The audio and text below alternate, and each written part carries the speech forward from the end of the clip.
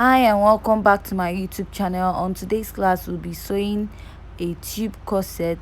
In our previous class we drafted the corset, so I'm also going to drop the link of the previous video at the description box. So I'll place my pattern pieces and cut out my lining, my gum stay, and I'm going to attach my gum stay to my lining, and then I'm going to iron my wording to my cup. You can also use an already made cup, and make sure you add 1/2 inch round to your fabric for joining allowance. Like I said, I got gum stay for my lining. You can also cut a hair stay and attach to your fabric.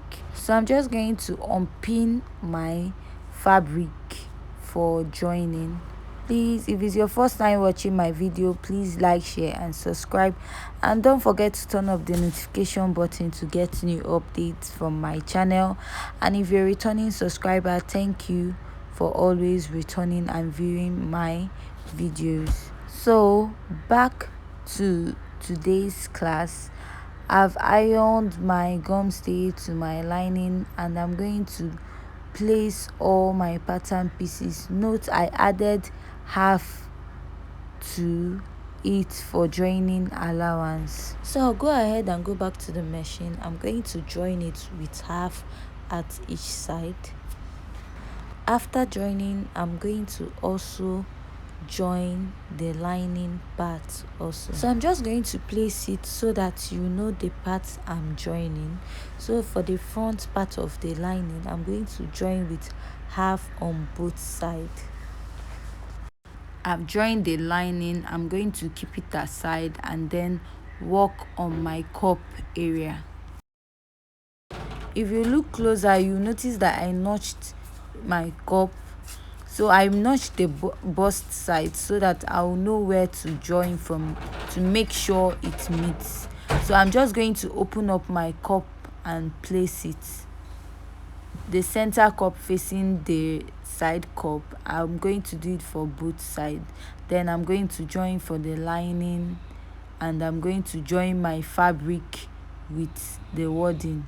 And make sure you don't misplace your cup. If not, you join the wrong side of the cup to another side of the cup. And make sure you iron your wording to the fabric part of your cup. If you're going to make use of an already made cup, you have no need of ironing your wording. After joining your cup, you're just going to use a machine and stitch your already made cup to it, or use a needle and thread and attach it. I've joined my cup both for the lining and for the fabric. So the next thing I'll do is to place bias and sew at the edges of the bias. So I'm going to run it on both sides. After doing that, I'm going to go ahead and insert the second one, and I'm going to join my cup to the other part of the fabric. So I'm just going to place my cup and make sure the middle meets the middle of the fabric. You can as well pin before joining your cup to make it easy, or if you can sew without joining, anyone that works for you, but make sure the cup aligns with the fabric. After doing that, I'm just going to also do for the lining area, and don't forget to notch after sewing. So I'm done joining my front piece. This is what I have. Remember, whatever you do for the front, you're also going to do it for the back. So the next step I'm going to do is to bring my back piece, unpin it and place it at the side.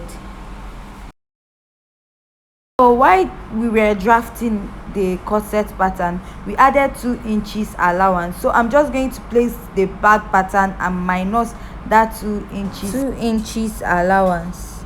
After marking out the 2 inches allowance, I'm with my tape and chalk, I'm going to sew on it. You can also pin to avoid your fabric from shifting. I'll also do so for the other side of the pattern. I'll mark the 2 inches, pin it and go to the machine and sew. After joining the back to the front, this is what we have. Remember, whatever you do to the main fabric, you're also going to do it to the lining part of the material or corset that you're making. You can decide to trim off your excess, that 2 inches allowance that you shaped out, or you can leave it. The next step I'm going to do is to mark out 1 inch from the open part. The reason why I'm doing that is to insert a boning case to hold my corset loop that I'm going to create after. So I'm just going to place my tape and mark out 1/2 inch. I'm going to repeat it at both sides. Like I said earlier, the reason why we're inserting a bias there is to insert a boning to it. So for this tutorial, we are going to be making use of a plastic boning. There are different type of boning. On my on my right you have the plastic boning. On my left you have the rigining boning or the sewable boning. So the size of this one we're making use of is 0.25 or 0.2. So I'm just going to insert it inside the corset. So I'm just going to pass it to reach to the end, and I'm going to minus 0.5 so that I can turn up later. When it reaches up there, I'm just going to pull it out small and minus 0.5 and then cut out. Then I'll also insert the boning to the boning case for the other side, and then create or sew my bias on at the end of the fabric, and also insert my boning to it. Hi and welcome to my YouTube channel. It is Marquis Closet.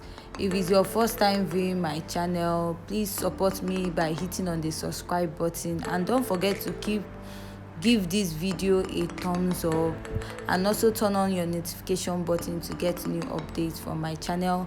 If you're a returning subscriber, thank you for all your support. Back to the sewing tutorial. The next step I'm going to take is to place my front part of the corset facing the lining part of the corset. Then I'm going to pin all around. Remember to notch the joinings also. So I'm just going to pin it all around and then go to the sewing machine and sew with half round.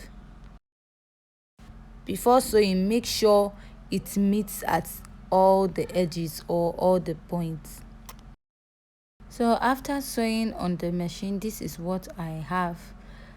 So if you notice at this part, I didn't sew to the end. I left about 1/2 inch, and I inserted bias at the other side. I'm also going to insert bias to that end.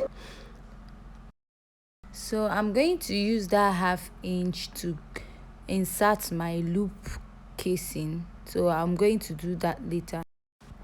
If you can notice, I attach an additional bone casing at the middle and at the end, and I didn't do at the other side, which I'll do later. So you can just use your half to insert your bone casing like I said earlier. After inserting it, you can now top stitch on it, or if you don't know how to create a corset loop, if you don't know how to create a corset loop, I have a video on how to create a corset loop. I'm also going to leave the link of the video at my description box. So with that, we have come to the end of the video, and this is what the basic corset looks like. Please, if you find my video interesting, please give it a thumbs up, and also support me by hitting on the subscribe button. And don't forget to turn on the notification button to get new updates from my channel. Thank you.